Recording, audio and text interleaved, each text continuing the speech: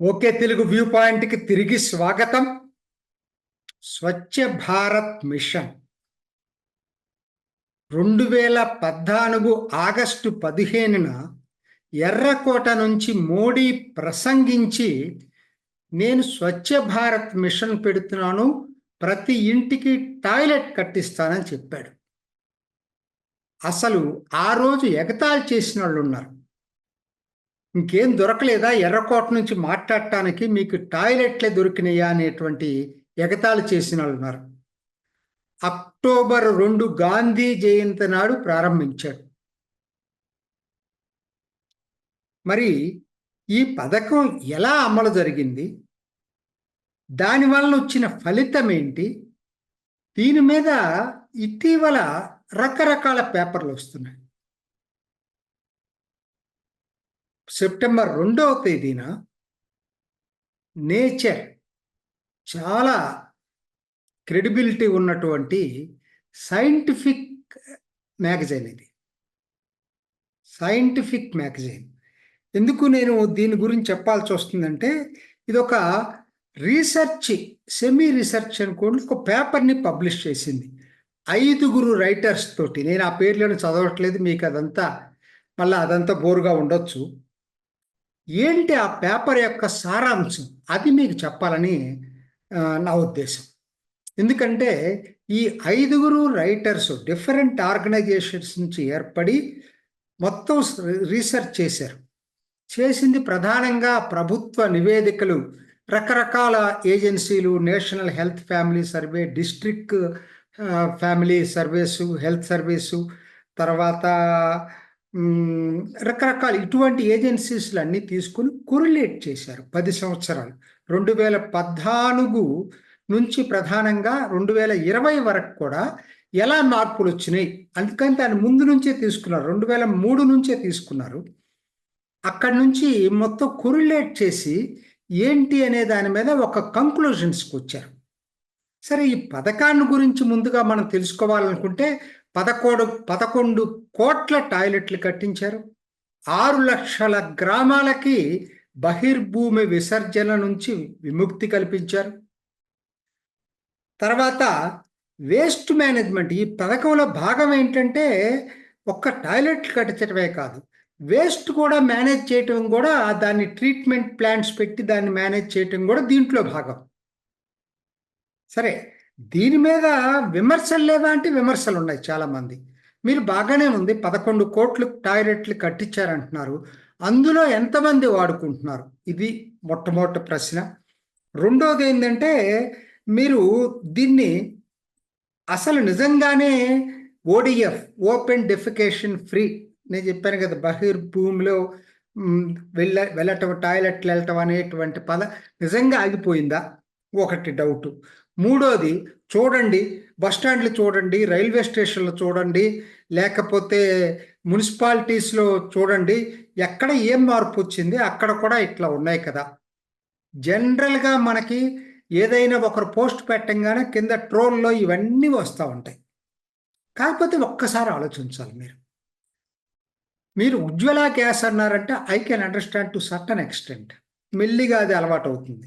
ఇది వాడనటువంటి వాళ్ళు, మీరు వాడుకలో అంటే కామన్ వాటిని మీరు రెండిటిగా డివైడ్ చేసుకోవాలి. ఇక్కడ ఏంటంటే ఇండివిజువల్ ఇళ్లలో ఉన్న టాయిలెట్లు, లేకపోతే కామన్గా వాడేటువంటి టాయిలెట్లు. మీరు అన్నది కొంత వాస్తవమే.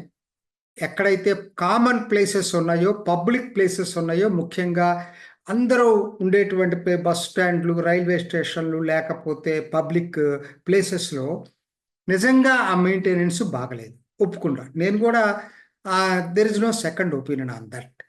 కాబట్టి దాంతో మొత్తం స్కీమే బాగలేదు అన్నట్టు మాట్లాడటం అనేది కరెక్ట్ కాదు. ఎందుకంటే అసలు పాయింట్ ఏంది, ఇళ్లలో అటువంటి అవకాశమే లేదు, టాయిలెట్స్ లేవు ఇన్నాళ్ళ నుంచి. అటువంటి అవకాశం వాళ్ళ ఇంట్లో టాయిలెట్ కట్టించిన చోటల్లా కూడా వాళ్ళు టాయిలెట్లు వాడేవాళ్ళు ఎక్కువ ఉంటారు, అది మనం మర్చిపోవద్దు. రెండోది, మొత్తం నిజంగానే ఓడిఎఫ్ ఫ్రీ అయిందా, ఓపెన్ డెఫికేషన్ ఫ్రీ అయిందా అంటే కాకపోవచ్చు. దానికి చాలా కారణాలు ఉన్నాయి. ఎందుకంటే ఇప్పుడు వాళ్ళ లెక్కల ప్రకారంగా, వీళ్ళు చెప్పిన దాని ప్రకారంగా ఇది అమలు చేసిన నుంచి 2020కి 2014లో 60% ఉంది. 60% మంది ఓపెన్ డెఫికేషన్ చేస్తూ ఉంటే ఇప్పుడు దాని శాతం 19% తగ్గిందన్నారు 2020కి. జీరో అయిందని చెప్పలేదు వాళ్ళు. సో ఏంటంటే ఇది వాళ్ళు గవర్నమెంట్ లెక్కలు అట్లా ఉండొచ్చు, కొంత దాంట్లో నిజం ఉండకపోవచ్చు. అంత మాత్రాన అద్భుతంగా పనిచేసిందని చెప్పాలి. ఎందుకంటే 19% ఇంకా ఓడిఎఫ్ వాడుతున్నా, ఓపెన్ డెఫికేషన్లో కార్యక్రమాలు నిర్వహిస్తున్నా అంటే అర్థం ఏంటి? దాదాపు 80% పైగా మంది టాయిలెట్లు వాడుతున్నట్టే కదా. మనం ఆ మేరకు దానికి చాలా స్కీమ్ విజయవంతం అయినట్టే కదా. ఏది కూడా పర్ఫెక్ట్ కింద మనం అనుకోవటానికి లేదు. అసలు సక్సెస్ కాలేదనే వాళ్ళు నా దృష్టిలో కళ్ళుండి చూడలేకపోతున్నారేమో నాకు అనిపిస్తుంది. లేదంటే ఏదో ఎప్పుడు రాజకీయాలు ఉంటాయి కదా, మోడీ మీద వ్యతిరేకతతో ఏది చేసినా కూడా మంచిని కూడా స్వీకరించేటువంటి మనస్తత్వం అన్నా లేకుండా ఉండాలి. కాబట్టి పబ్లిక్ ప్లేసెస్ని పక్కన పెట్టండి. ఇది ఇళ్లలో వాడటం వలన ఎంతో ఉపయోగం ఉందని మనం చెప్పట్లేదండి. ఈ పేపర్ ఏదైతే ఉందో చాలా సైంటిఫిక్ రీసెర్చ్ చేసే పేపర్స్ ఇవి.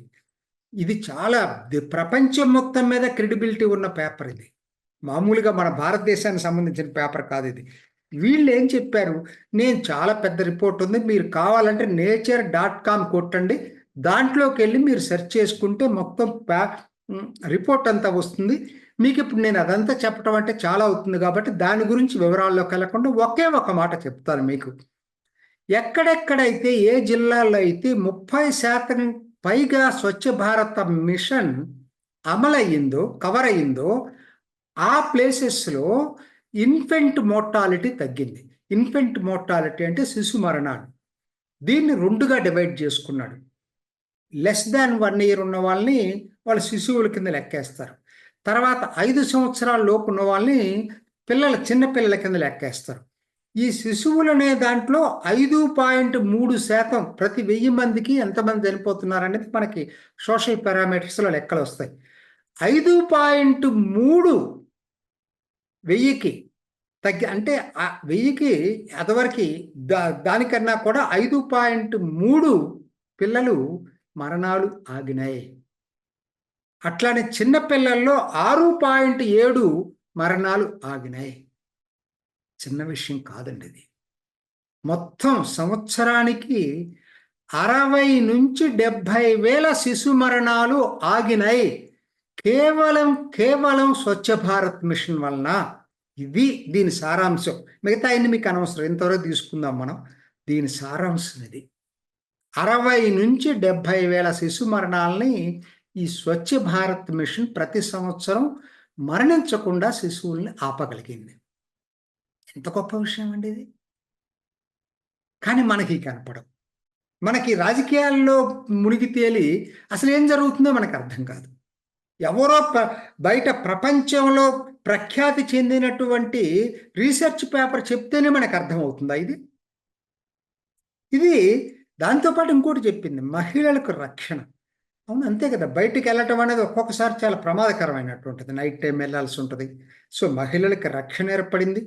దీనివల్ల ఏమవుతుందంటే ఇన్ఫెక్షన్స్ తగ్గి, దాంతో మందుల ఖర్చులు తగ్గి మీకు ఫైనాన్షియల్గా సేవింగ్ కూడా జరుగుతుంది. డబ్బులు కూడా కొంతవరకు ఆదా అవుతాయి. దాంతోపాటు అసలు ఓవరాల్గా జీవన ప్రమాణాల్లో మెరుగుదల వచ్చింది.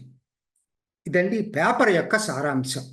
అయితే నా ఉద్దేశం ఏంటంటే, ఇది వాళ్ళు ఎప్పటి నుంచి తీశారో 2014 నుంచి 2020కి వీళ్ళ రీసెర్చ్. మోడీ వచ్చిన తర్వాత ఎలా ఈ స్కీమ్ అమలు చేసిన తర్వాత ఎలా మారింది అనేది చాలా అద్భుతమైనటువంటి రీసెర్చ్ ఇది. ఒకసారి ఎవరైనా ప్రతి వాళ్ళు కొంచెం వెసులుబాటు ఉన్న వాళ్ళు పూర్తి రిపోర్ట్ చదివితే ఇంకా పూర్తిగా తెలుస్తుంది.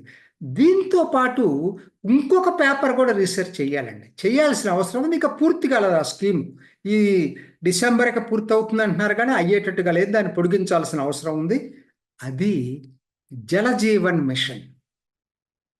అదేమో మీరు ఏది బయటకెళ్ళి మనం మల విసర్జన చేయటాన్ని ఆపటం, దానివల్ల ఇన్ఫెక్షన్స్ తగ్గటం ఒకటైతే, నా దృష్టిలో అదే అంతకన్నా ప్రాధాన్యత కలిగింది రక్షిత తాగునీటి పథకం. అది జలజీవన్ మిషన్. కుళాయి నీళ్లు, ప్రతి ఇంటికి పైప్డ్ వాటర్, కుళాయి నీళ్లు. అది అది ఎప్పుడు 2014 ఆగస్టులో స్టార్ట్ చేస్తే, ఇది 2019 ఆగస్టులో స్టార్ట్ చేశారు. ఎర్రకోట నుంచే ఇది కూడా, ఈ జలజీవన్ మిషన్. చాలా అత్యంత ప్రాముఖ్యం. స్వచ్ఛ భారత్కి వచ్చిన ప్రచారం దీనికి రాలా, దురదృష్టవశాత్తు. నాకు ఎందుకో తెలియదు కానీ జలజీవన్ మిషన్ దానికనే పెద్దదని నేను నమ్ముతా. ఎందుకంటే లోపలికి వెళ్తాయి కదా ఇవి మంచినీళ్ళు. అవి కలుషితమైన నీళ్లు తాగేటప్పుడు న్యాచురల్గా జబ్బులకు అదొక ప్రధాన కారణం అవుతుంది. సో దాన్ని 2019లో మొదలుపెట్టి మోడీ, ఎందుకంటే 2019లో మొదలుపెట్టే రోజు పరిస్థితి ఏంటండి, మొత్తం దేశంలో 19,33,00,000 ఇళ్ళు ఉన్నాయండి, అధికారిక లెక్కలు. అందులో ఈ పథకం మొదలుపెట్టి ఆగస్టు 15, 2019 నాటికి కేవలం 3,24,00,000 ఇళ్లకే కుళాయి నీటి సదుపాయం ఉంది. అంటే మొత్తం ఇళ్లలో 17% ఇళ్లకే, ఏది 67 ప్లస్ 72 సంవత్సరాల తర్వాత, 2019 అంటే 72 సంవత్సరాల తర్వాత, స్వాతంత్రం వచ్చిన తర్వాత కేవలం 17% ఇళ్లకే కుళాయి నీటి సౌకర్యం ఉంది. అది మోడీ టేకప్ చేసిన తర్వాత ఇప్పటికీ దీని స్కీము యాక్చువల్గా పెట్టింది ఎప్పటికంటే డిసెంబర్ 2024కి 100% పూర్తి చేయాలని. అంటే ఇంకా చాలా దగ్గరకు వచ్చేసింది, ఇంకా 3 నెలలే ఉంది. కాబట్టి నాకైతే నమ్మకం లేదు. 4 నెలలు ఉంది. 4 నెలల్లో అంతా అవుతుందని నేనైతే అనుకోను. కానీ 1 సంవత్సరం పొడిగిస్తే పొడిగించవచ్చు. ఇప్పుడు దానికి ఎంత ఉందని చూసుకుంటే ఈ రోజుకి 15,13,00,000 ఇళ్లకి కుళాయి నీళ్లు అందించగలిగారు. అంటే 17% నుంచి 78% ఇళ్లకి కుళాయి నీళ్లు అందించగలిగారు. ఇది నా దృష్టిలో అత్యంత ప్రాముఖ్యత కలిగినటువంటి పథకం అండి, మిగతా అన్నిటికన్నా కూడా. దురదృష్టం ఏంటంటే ఆంధ్రప్రదేశ్, తెలుగు రాష్ట్రాల్లో ఉన్నటువంటి ఆంధ్రప్రదేశ్ అధికారిక లెక్కల ప్రకారంగా కేవలం 73% ఇళ్లకే కుళాయి నీళ్ల సౌకర్యం ఉంది. దక్షిణాది నుండి ఇంత వెనకబడి ఉండటమేంటో నాకైతే అర్థం కాదు. అఫ్కోర్స్ మనమే కాదు, బాగా ముందున్నటువంటి కేరళ కూడా మనకన్నా వెనకబడింది. అది 50% ఉంది. మనం ఇంకా బెటర్. అసలు తెలంగాణ 100% చూపిస్తున్నారు. కానీ జలజీవన్ మిషన్ ఇంతవరకు సర్టిఫికెట్ ఇవ్వలేదు. సర్టిఫికెట్ వచ్చినవి చాలా తక్కువ ఉన్నాయి. గోవా, ఇంకోటి ఏదో 2 పంజాబ్, హర్యానా, వాటికి సర్టిఫికెట్ వచ్చింది. తెలంగాణ అందరికన్నా ముందు చెప్పారు మేము 100% కంప్లీట్ అయిందని. ఈ రోజుగా సర్టిఫికెట్ అలా. ఎందుకంటే ఇప్పుడు వచ్చిన ప్రభుత్వం ఏం చెప్తుంది, ఇంకా చాలా ఇళ్ళకి ఇవ్వలేదంటే అదంతా ఒట్టి బూటకపు ఇది టార్గెట్లు పూర్తయిందని చెప్పారు. అందుకని జలజీవన్ మిషన్ వెరిఫై చేయిందే సర్టిఫికెట్ ఇవ్వదు. ఏది ఏమైనా సరే ఈ పథకం ఒకటి ప్రజలకి చాలా చాలా ముఖ్యమైనది. ముఖ్యంగా ఈ ఇన్ఫెంట్ మోర్టాలిటీకి కూడా దీని మీద రీసెర్చ్ చేస్తే ఖచ్చితంగా అది 20 వరకే జరిగింది. యాక్చువల్గా ఇది మొదలుపెట్టింది 2019. ఇప్పటికీ మళ్ళా ఇంకొక రీసెర్చ్ పేపర్ ఎవరైనా చేయగలిగేటట్టయితే దీనివల్ల వచ్చిన ఫలితాలు అద్భుతంగా ఉంటాయి. జలజీవన్ మిషన్ అమలు చేయటంలో వచ్చిన పథకాలు. 3వ పథకం ఉజ్వల యోజన. ముఖ్యంగా మహిళలకు ఉపయోగపడే పథకం ఇది.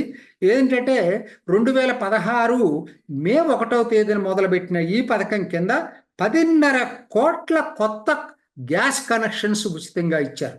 ప్రతి గ్యాస్ కనెక్షన్కి 1,600 రూపాయల సబ్సిడీ కేంద్రం భరించింది. ఇంకొక ఇటీవల క్యాబినెట్లో తీసుకున్న డెసిషన్ ఏంటంటే ఇంకొక 1 కోటి మందికి కూడా ఈ ఉజ్వల యోజన కింద ఇవ్వబోతున్నారు. ఉజ్వల యోజనలో ఏంటంటే గ్యాస్ కనెక్షన్ 1,600 రూపాయలు అయ్యే ఖర్చు కేంద్రం భరిస్తుంది. రెండోది, నువ్వు గ్యాస్ సిలిండర్ బుక్ చేసుకుంటే 300 రూపాయలు సబ్సిడీ వస్తుంది. ఇప్పటికీ మొత్తం 2014కి మోడీ వచ్చే టైంకి 14 కోట్లు ఉజ్వలతో సహా మొత్తం అన్ని గ్యాస్ కనెక్షన్లు చూసుకుంటే 14 కోట్లు ఉన్నాయి ఎల్పిజి గ్యాస్ కనెక్షన్లు. ఇవాళకి 33 కోట్లు దాదాపు గ్యాస్ కనెక్షన్స్ ఉన్నాయి. నేను ఇంతకీ చెప్పగలుగుతుంది ఏంటంటే ఈ 3 పథకాలండి, స్వచ్ఛ భారత్ మిషన్, జలజీవన్ మిషన్, ఉజ్వల యోజన, ఈ 3 కూడా భారత ప్రజల జీవన ప్రమాణాలని మార్చేసినాయి. ముఖ్యంగా గ్రామీణ ప్రజల జీవన ప్రమాణాలను మార్చినాయి. 67 సంవత్సరాల్లో ఏ ప్రధాని చెయ్యలేంది 10 సంవత్సరాల్లో మోడీ చేసి చూపించాడు. That is Modi. ఇది ఈనాటి ఓకే తెలుగు వ్యూ పాయింట్. మరొక ఎపిసోడ్లో మళ్ళీ కలుసుకుందాం. నమస్తే. మీ అభిప్రాయాన్ని కూడా కామెంట్ బాక్స్లో తెలియజేస్తూ ఇలాంటి ఇంట్రెస్టింగ్ అప్డేట్స్ కోసం మా ఛానల్ని సబ్స్క్రైబ్ చేసుకోండి.